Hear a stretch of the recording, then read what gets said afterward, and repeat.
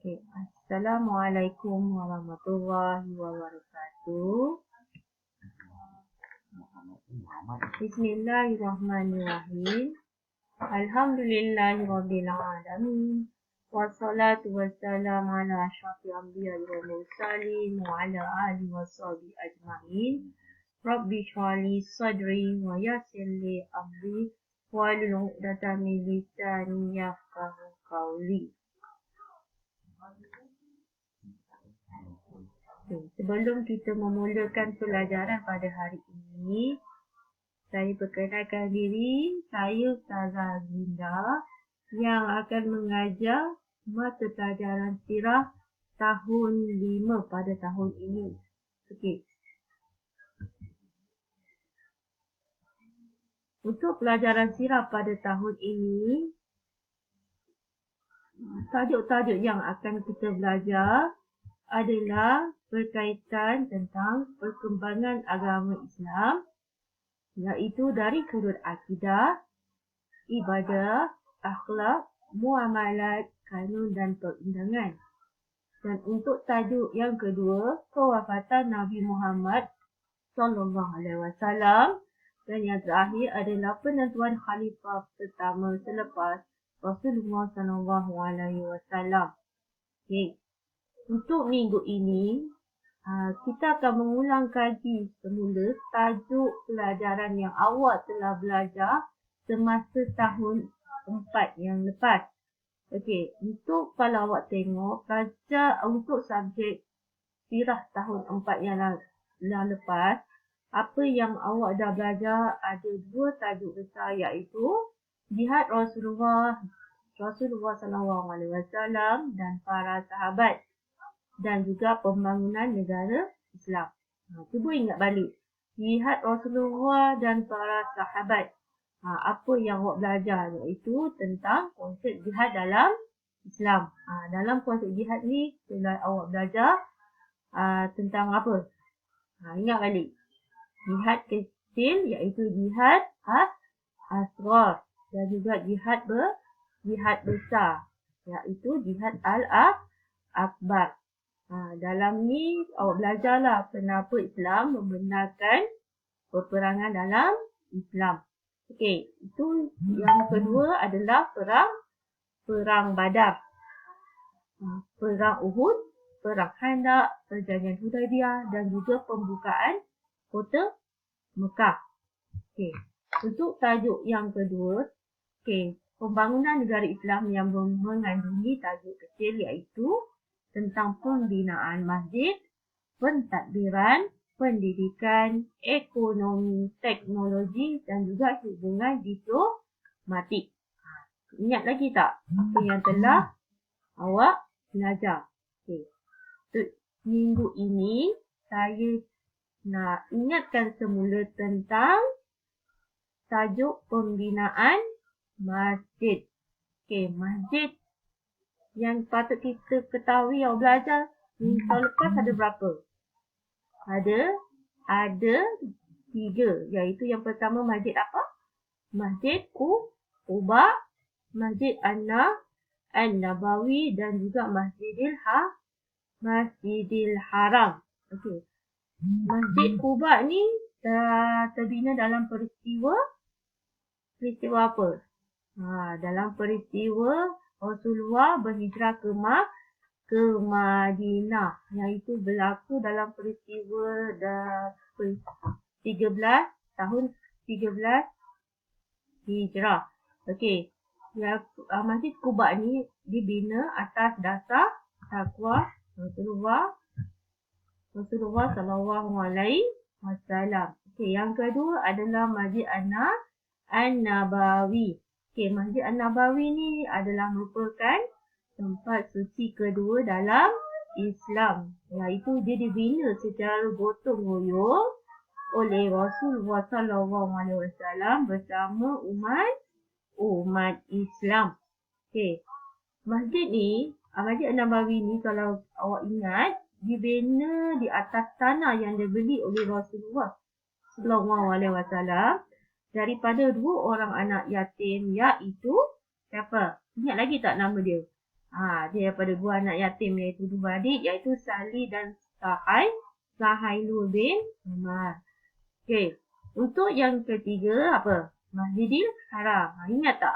Tahu tak apa itu Masjidil Haram? Pernah dengar kan? Okey, Masjidil Haram ni yang terletak di Mekah. Lalu saya terangkan dekat awak sebelum ni. Okey, tempat adalah merupakan tempat suci pertama dalam Islam. Dekat Masjidil Haram ni terdapat juga apa? Apa tahu apa yang ada kat Masjidil Haram? Okey, Masjidil Haram ni terletaknya kat Kaabah yang dibina oleh Nabi Ibrahim dan juga puteranya Nabi Ismail. Okey. Okey, itu dalam masjid.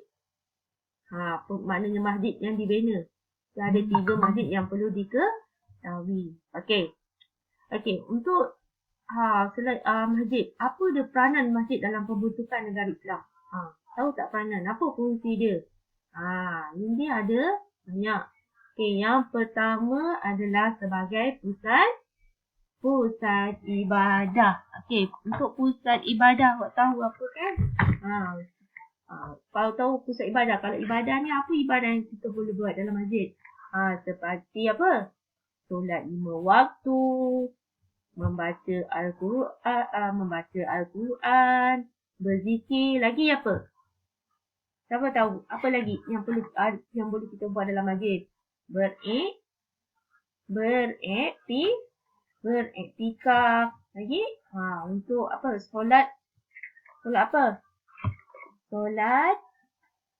Solat Aidil Fitri dan juga solat Aidil Adha.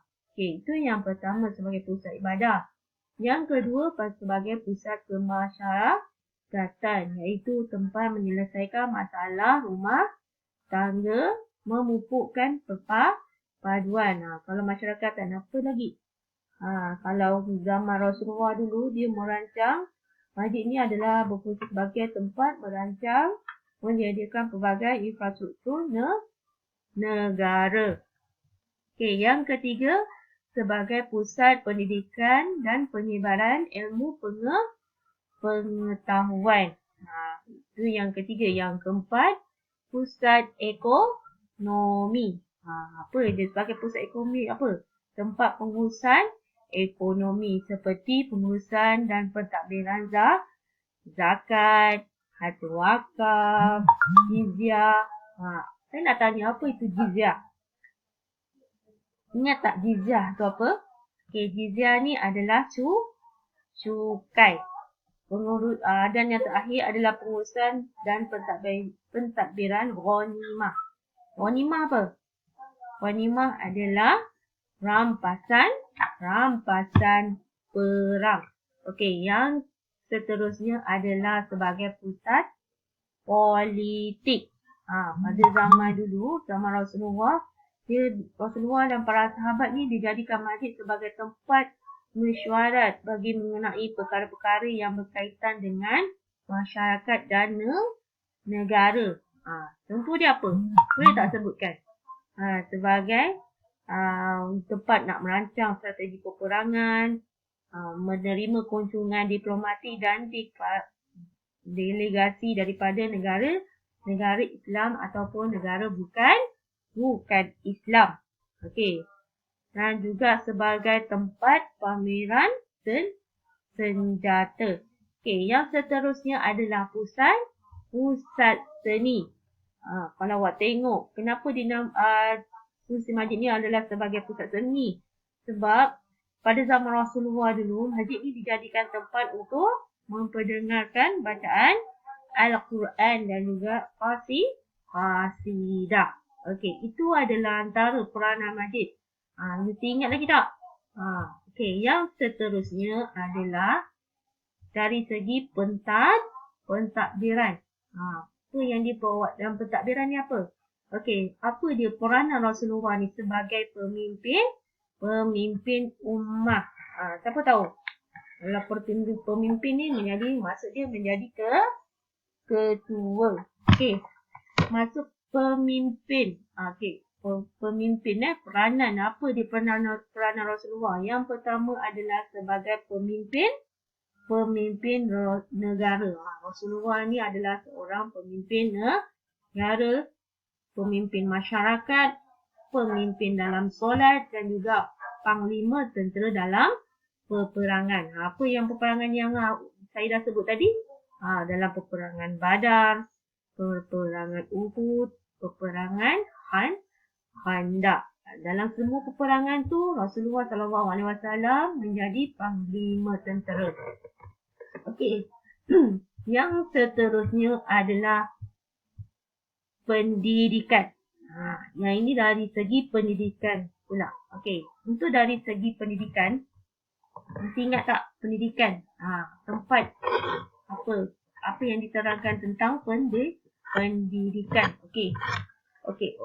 Dalam untuk pendidikan, awak akan belajar tempat-tempat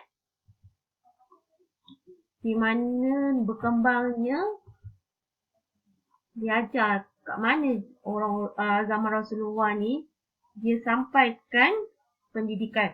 Okey, yang pertama adalah rumah Rasul. Pada awalnya dia dalam rumah Rasulullah SAW sendiri.